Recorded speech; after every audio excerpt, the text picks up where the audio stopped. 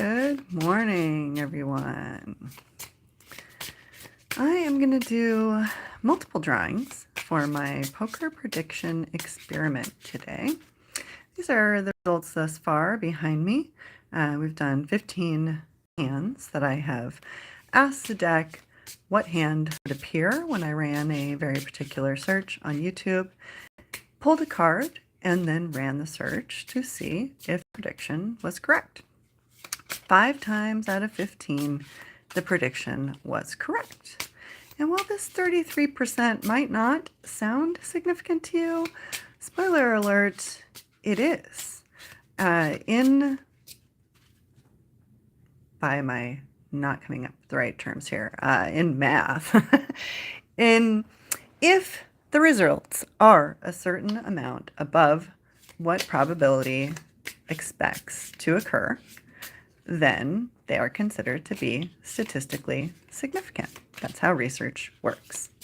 And I had ChatGPT evaluate my research model several nights ago, a couple weeks ago now. And I also asked it what kind of results I would need to get in order for the results to be considered statistically significant. And so far, we are on track to have statistically significant results. So, with only 15 hands drawn so far, I want to get to at least 20 hands today. So I'm going to draw at least 5 times. Depending on how long it takes me to do those 5 hands, I might draw a couple more. I won't be stopping after this by any means. I will do additional lives on other days. But without further ado, because it's already been 2 minutes, let's go ahead and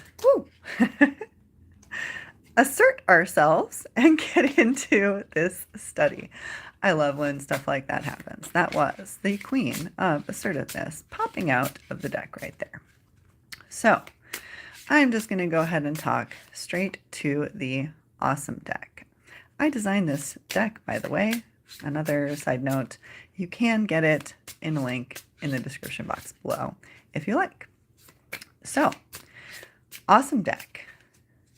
What card? Tell us one card that will appear in play in the first poker hand on the first poker video that comes up on YouTube when we search for super cool poker hands. Awesome deck.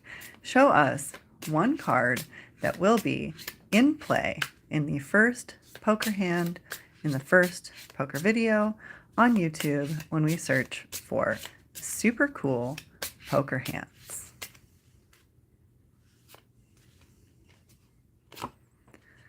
King of Spades. That's actually the same card I drew last time when we reviewed this hand and got it. So, but that is not the search today. We are searching for super cool poker hands.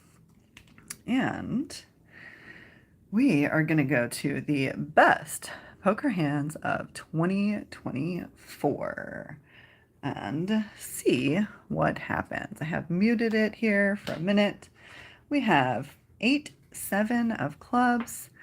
Negreanu is going to check with his 3-2 offsuit, and we are going to go to the flop. Oops. Oh, did I just hit? Excuse me. Definitely don't need to save on auto insurance right now. I was trying to pause it before we went to the flop and failed. So, first video faux pas of the day. Anyhow, we have 8-7 of clubs. That is peace of mind and overconfidence is what Kristen Foxen has. And Negreanu has harsh truth and the little things. Neither hand is superb on the scale of hands, but they do get played from time to time. Long story short, let's not blab about that. So before this, I might have said that she should have peace of mind in her possible overconfidence in the strength of her hand. However, Negreanu's hand predicted some harsh truth from the little things, and his hand is smaller and his stack is smaller. So I shouldn't necessarily say harsh truth from the little things. Sometimes it is harsh truth for the little things. But when I see the smaller stack and the smaller cards holding this hand, that is when I might think that it has positive meaning. Then we come to the flop and we get good luck, clean slate, and deceit. So Negreanu has flopped a pair of threes, and Creston Foxen has a possibility of runner runner straight or runner runner flush or drawing a better pair. But she doesn't necessarily have any reason to believe that he is connected with this hand. So these are two of the cards that I am tracking in some of my other studies, the good luck and clean slate, because they're said to be some of the luckiest and least lucky cards in the deck. And as far as reading that goes, when one person in hand gets lucky, the other one's going to get unlucky. So you have to just kind of, what I think of it as, or what I think you have to think of it as, is that when these cards appear, it's more likely that someone will be defying the odds because they have been turned around. There's a clean slate. A clean slate is a turnaround, a change in direction, and good luck has been predicted. So, trying not to blab as much about the hands today, but it's funny how often these cards that I'm studying come up in hands that are played. Spoiler alert, that's what my other research project is somewhat tracking where and when these appear, and if they appear more often than you would predict in hands that are played.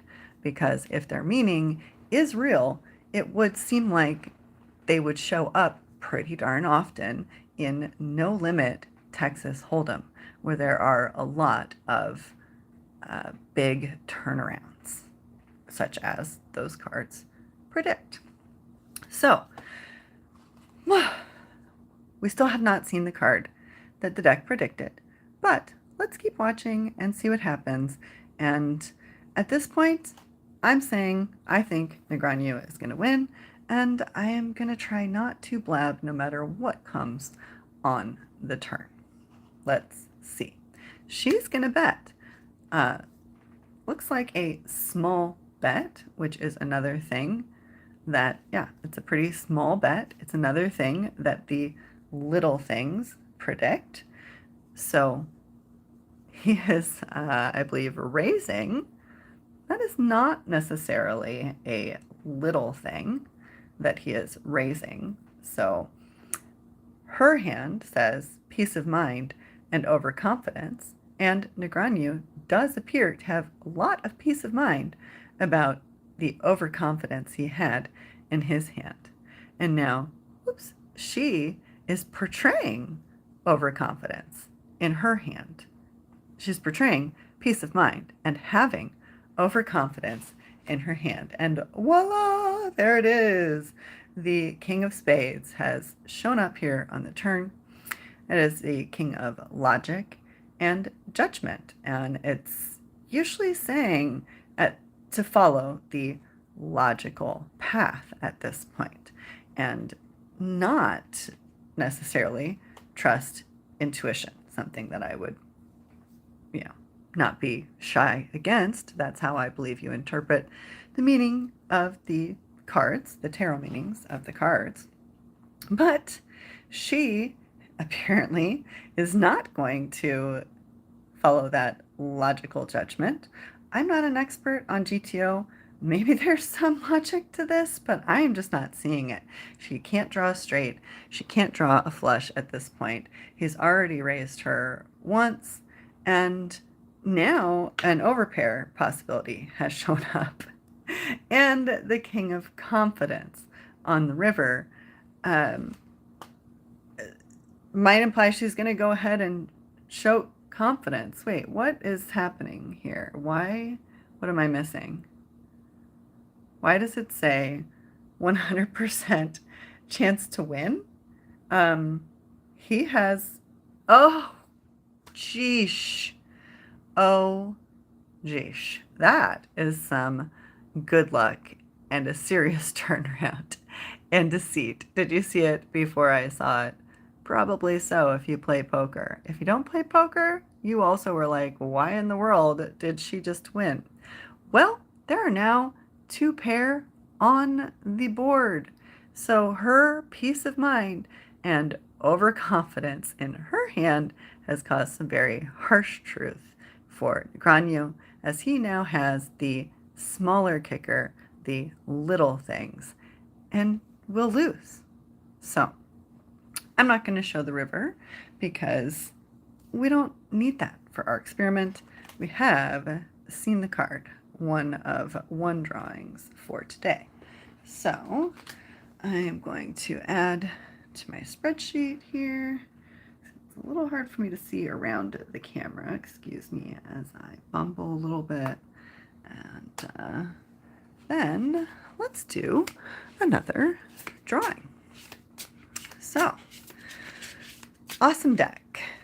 Show us one card that will appear in play in the first poker hand on the first poker video that appears when we search for Negreanu poker hands. Show us one card that will be in play in the first poker hand on the first poker video that comes up on YouTube when we search for Negreanu poker hands. Ooh, looks like supposedly we're going to see this card yet again. What was that I was just saying about it appearing quite often? Let's see. Let's see. Okay. I just kind of, I think I remember how to spell his name. Yay! A+ for me on that. I just pick these searches just kind of out of what pops in my head. Usually I want to make sure each one is a little different so I get the chance to really test the deck and ask it different questions and always be searching for something new. Hi, Negreanu. And see if the deck can keep predicting what the algorithm will do when we search for that hand, what is going to come up in my search in particular. So we are in the hand. Looks like we have Bryn Kenny with pocket aces, Daniel Negreanu with pocket threes, raise and a call going to the flop with the ace of spades showing up, 5 of pomposity, and 4 of impatience. I'm going to pause it 1 second because this could get very interesting. So, Bryn Kenny started with the best possible hand. Opportunity and initiative are the 2 keywords in those pocket aces. And he took the opportunity to take the initiative and raise pre-flop, as most people will do most of the time with that hand. So that checks out with the cards. Negreanu has obsession and proof. Now, obsession is often one of the hardest cards to interpret. The threes are very tricky and deceitful, which is funny because one of the threes that has not yet shown up is the 3 of deceit, and the other one is the 3 of harsh truth. 3 of spades is harsh truth, 3 of clubs is deceit. And right now, he's holding obsession and proof. So it's since I haven't seen the other hands, and this is just a quick highlight, I'm just gonna say he's been playing his usual very aggressive style, which could be interpreted with the 3 of obsession, and that some proof about why one might do that could be about to appear. Three, proof in tarot in general often implies a message in writing, like on paper, and I consider this to be a message in writing on paper, though technically these are not paper playing cards, just in case you were curious about the deck. So far, no Nine of Hearts, but my deck here predicted some very good luck would occur, and it's quite possible. I mean, it's going to take some really good luck for Negreanu to beat Bryn Kenny's trips at this point, but he can draw a straight. So he doesn't need a 3 to draw a straight, but if he gets a 2, he has a straight, and it would be very good luck. So I think that's enough blabbing. We have more hands to get through. Let's go ahead and see what happens. Bryn Kenny has thrown out a $5,000 bet, which is, I believe, a little less than half pot. Not a lot. Makes sense, I guess, with the aces. You want to keep the person in the action, make it affordable for him. Oh, 3 of Harsh Truth. There it is. So trips versus trips at this point. And then what's going to happen? I mean, if the 2 comes, they have a split pot. If the board pairs with, the only thing that the board could pair that would be good for Daniel is another 3, which would be incredible. Oh my God. Oh my goodness. The 3 of Deceit. What did I say before we continued this hand? That these were the harshest cards. Some of the harshest cards.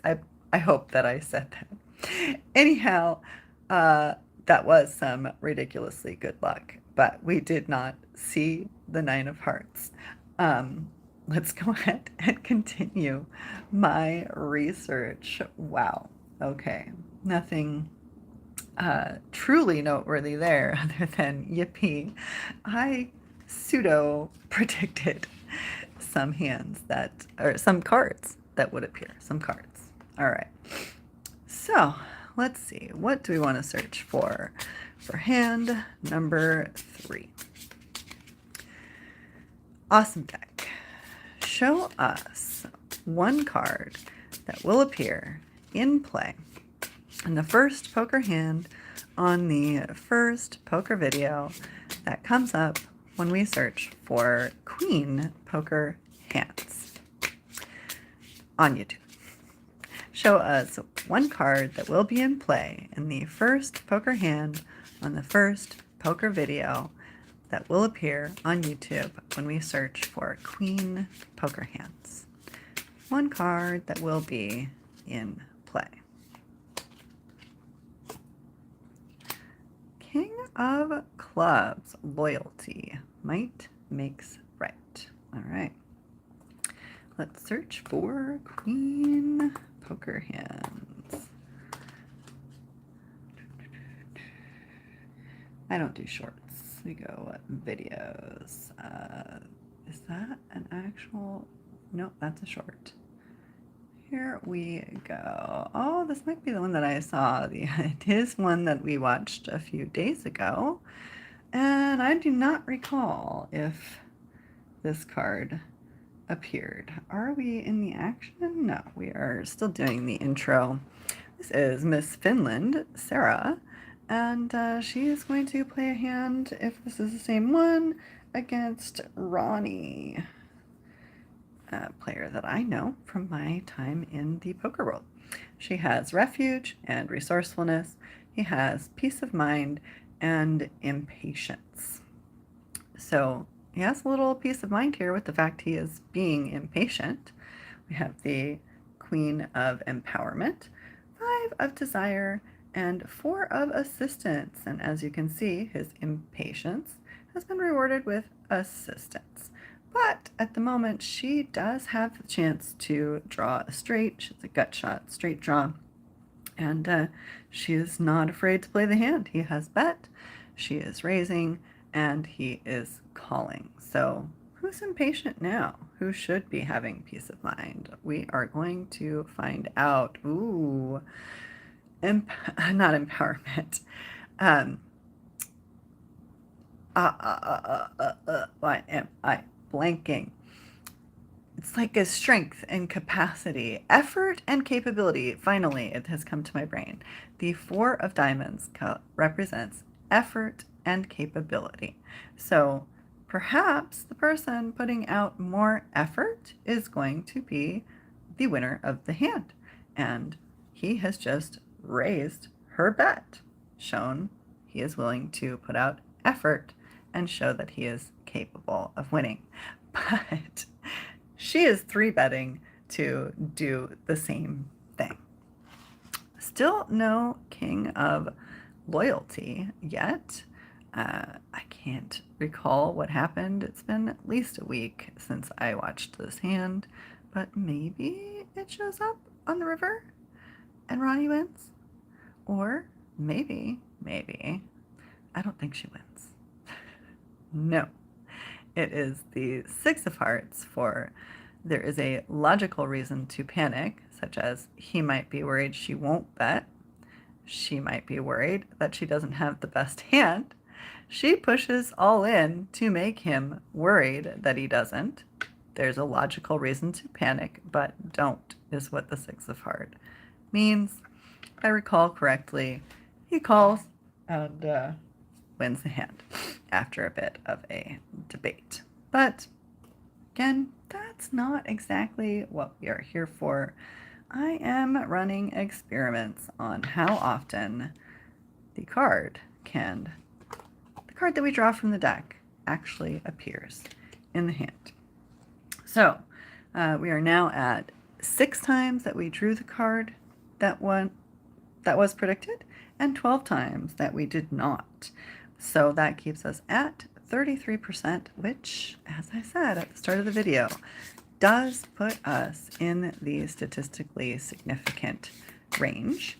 I will show you the full info on that at the end. So, because I have tact and I want to get all the data first, I want to get to 20 hands. We have 2 more to go. So, awesome deck. Show us one card that will be in play in the first poker hand on the first poker video that appears when we search for awesome poker hands on YouTube. Show us one card that will be in play in the first poker hand, first poker video on YouTube. 7 of persistence. All right, we're going to search for awesome poker hands this time. And see what appears. If I keep getting the same videos that I've seen before as I persist through this study, I'm going to have to come up with some new searches and make myself a little list so that we get some new poker hands. Although it is kind of interesting to see the deck sometimes predicting it and sometimes not. So, not counting the intro, we are waiting for the first poker hand. We will persist and wait. Look for the 7 of spades and see what happens. Oh, this is an old one, if that's how young Phil Ivey is. That was more than a few years ago. Okay, here it comes. Looking for the 7 of diamonds to be in play in this poker. It's not, sorry, 7 of spades, excuse me, not 7 of diamonds. Let's see what is happening in this game. For example, it's when you play in this field, you're playing with a known quantity. Where is this? You know the players, you know their tendencies, you know they're not going to do anything ridiculous. So it's kind of like it helps you corral their activities, whereas it kind of helps you persist with behaving well, is what I might chime in if I was an announcer in that game. So we have the Queen of Hearts and Jack of Spades, duplicity. Duplicity was what I was trying to say first, versus the 8 of spades, 8 of diamonds, 8 of relief, 8 of triumph. So he does have a middling pair, which some people get nervous about. If it's one that you frequently feel that you have bad luck with, then you will feel you are looking for relief to triumph. And statistically speaking, you are looking for a bit of relief. You're hoping that no high cards come up that could pair what your opponents are likely to play with and beat you. So, because as you can see, it's kind of a coin flip situation here, almost 50-50. Whoops. It is 53, 46%. Excuse me. And yeah, but we are going to persist to the flop. I just paused for a second to, I guess, just tell you what those cards are. When I pressed pause, I guess I wanted to make a prediction, but I would need to know intuition and duplicity, what this person is intuiting. And I can't intuit for another person. I guess, however, since I blabbed this long, I'll just go ahead and say my intuition feels that the eights will triumph this time, at this moment in time. Let's see what happens as we go to the flop. With 162,000 in play, sounds like we're somewhere in Australia. And look at that, he has flopped a full house. So I guess I did pause to make that prediction for a reason, and my intuition was feeling something. So this is peace of mind, unavoidable barrier, and unexpected good news. This is the second luckiest card in the deck, according to some, the 10 of hearts. Why is my camera not wanting to go into focus on anything all of a sudden? Can we get it to go back in play? There you go. So, anyhow, oh, and clean slate. What I was trying to say is, what is with my camera right now? Is that 10 of spades and 9 of spades are two of the cards that, sorry about this camera work, two of the cards that I feel are most likely to lead to an all-in situation. And we have a very interesting, very likely to be all-in to all-in situation. Wow.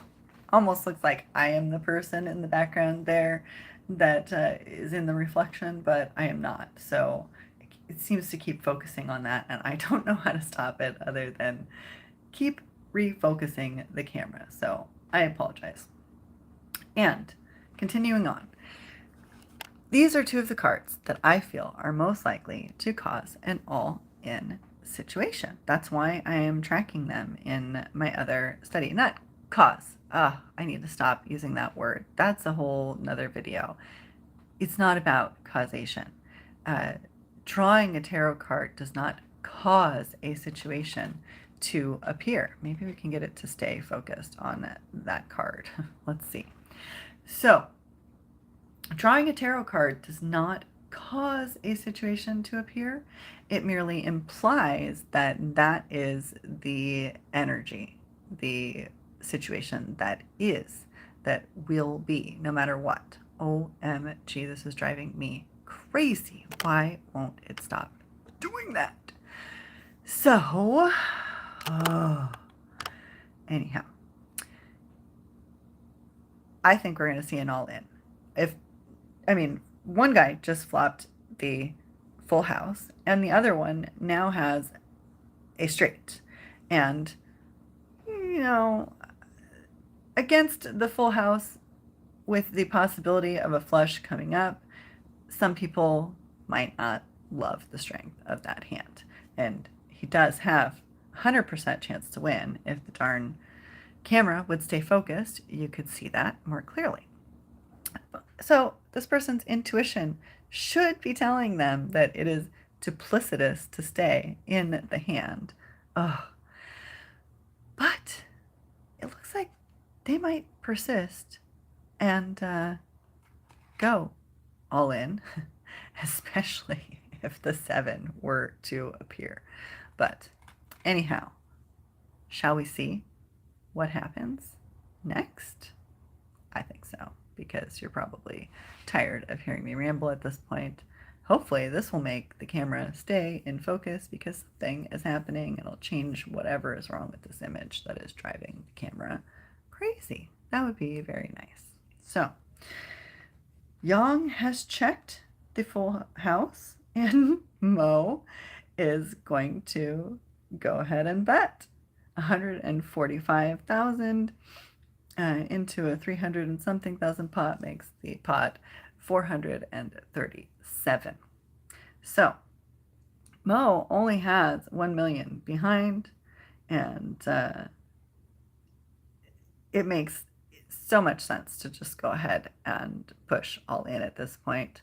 I never mean to imply that the tarot meanings of the cards won't agree with what GTO would tell you to do most of the time.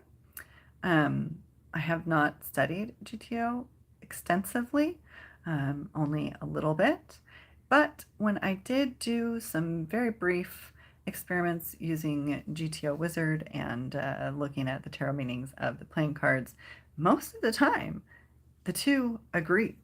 So, was there an all-in and a call? I probably just blabbed through that, but did you see that? He just drew 4 of a kind, and this is the 8 of healing, and somebody might have just received some money back from somebody who won it from them earlier, is what that card would imply. All right, we are going to persist. So far, we have drawn the card and seen it in play 1 out of 4 times. And we are going to do one more drawing.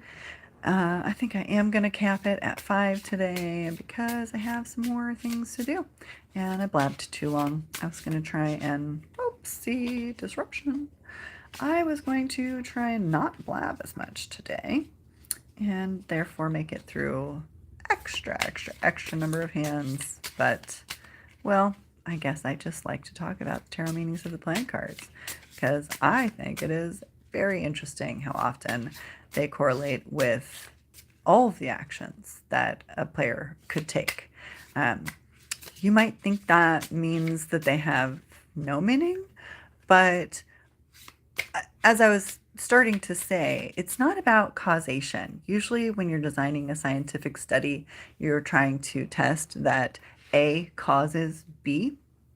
And so you design the study in a way that will eliminate the possibility that anything else could affect A and B causing B, so that your results mean A causes B.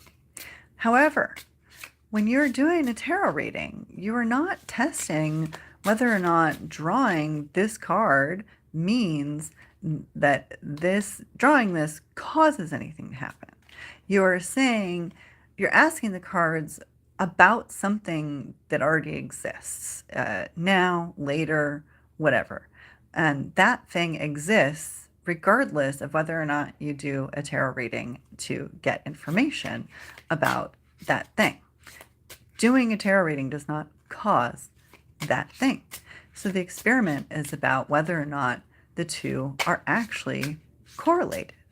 When I ask the question and draw a card, is the thing that I draw correlated with the question that I asked? Does it have actual meaning? So usually scientific experiments are about causation, but in this case, correlation is the key. That's what we want to know. So doing this experiment where I'm asking and running this test, it might not work out every time.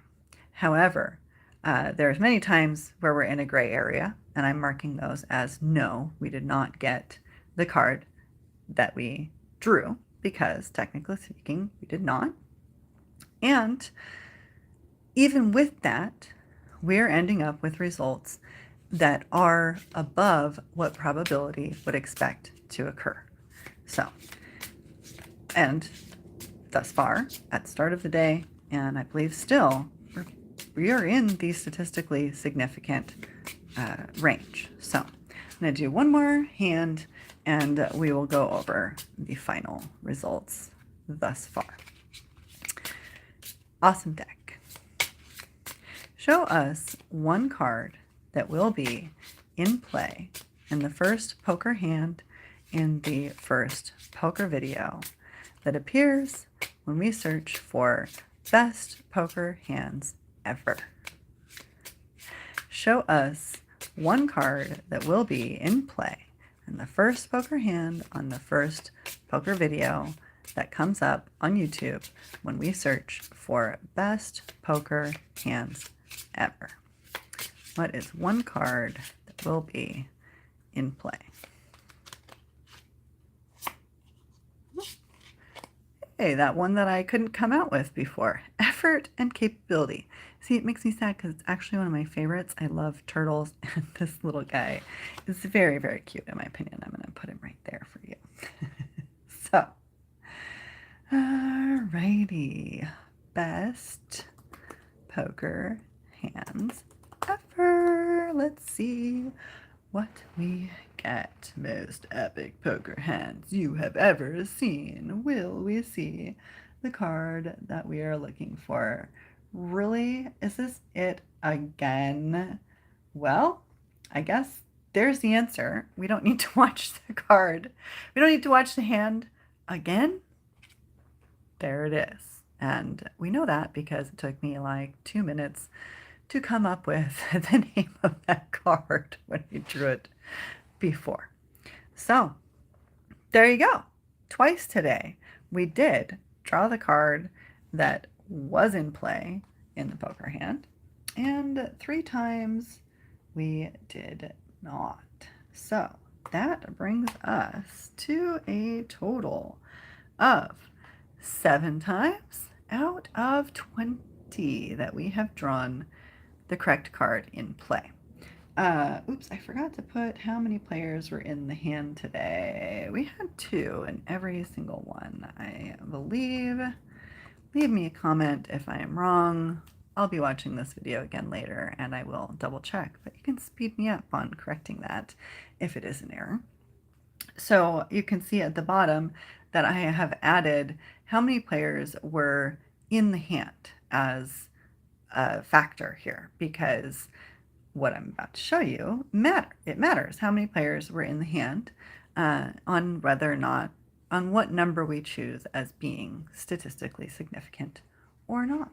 So I copied these notes from my chat with ChatGPT. Could show you in there, but too bad it's on Word right now. So this is a chart of what would be considered statistically significant results if there are 2 players in every single hand. And as you can see, we're just barely above that as we reach 20 trials.